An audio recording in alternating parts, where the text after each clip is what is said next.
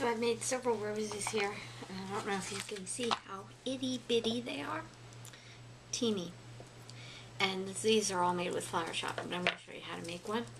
And I'm going to use a slightly bigger one. And the first thing I'm going to do, I didn't do this with the little roses, but I'm going to go ahead and ink it up, and I'm going to use Vintage Photo on my inking tool.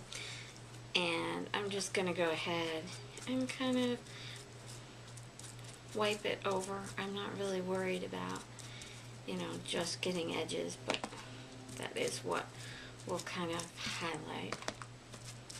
So this one will have a little more of a distressed look.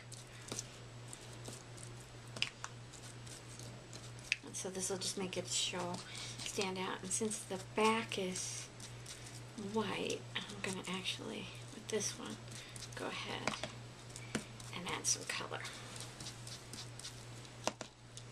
Not that if you look at the little bitty roses, it's not like you can really notice the color.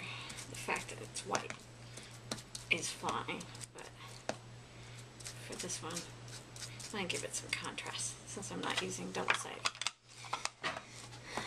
So I use a quilling tool to help with this, and this was actually a suggestion I found from another blogger, I think. So I'm going to go ahead and feed it in. There's a little slot in the quilling tool. And I'm going to roll the printed side so that it's on the outside. And I'm going to start pretty tight. And then another tip I picked up was, and I think I like how these look a little better when I do this, they're tighter, is to just apply a little bit of adhesive as you roll. And this is my Scotch Quick Dry. And you can really roll it, towards you or away. It doesn't really matter.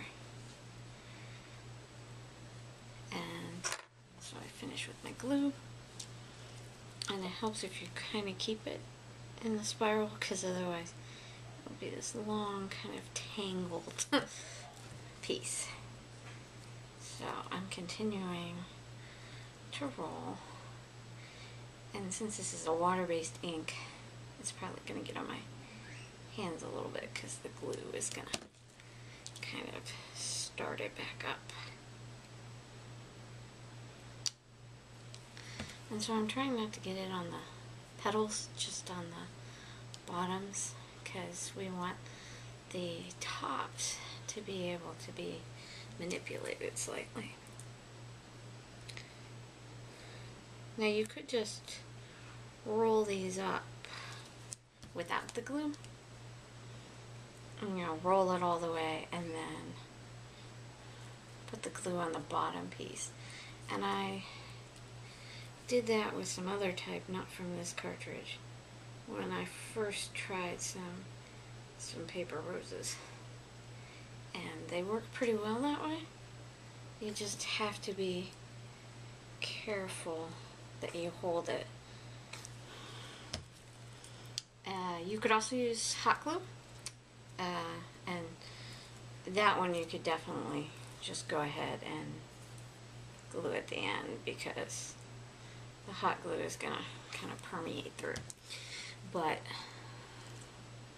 I find I'm a bit of a klutzy crafter.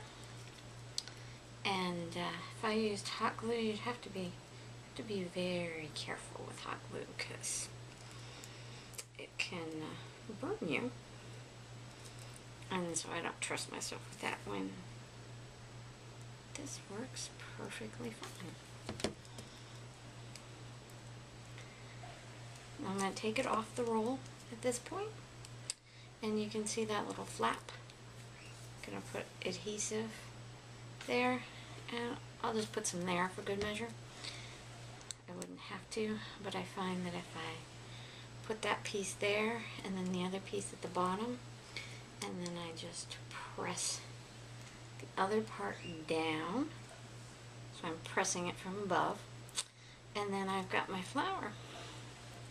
And I really do like the difference And you can kind of manipulate the petals and open them and mold it. And you can do that once it's dry too.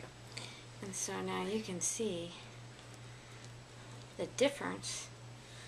You know, that one has more of a brown look, and actually I don't know that you see too much of the green because of that, but it's the same base color. And I'll see if I can zoom in on it for you so that you can see that better.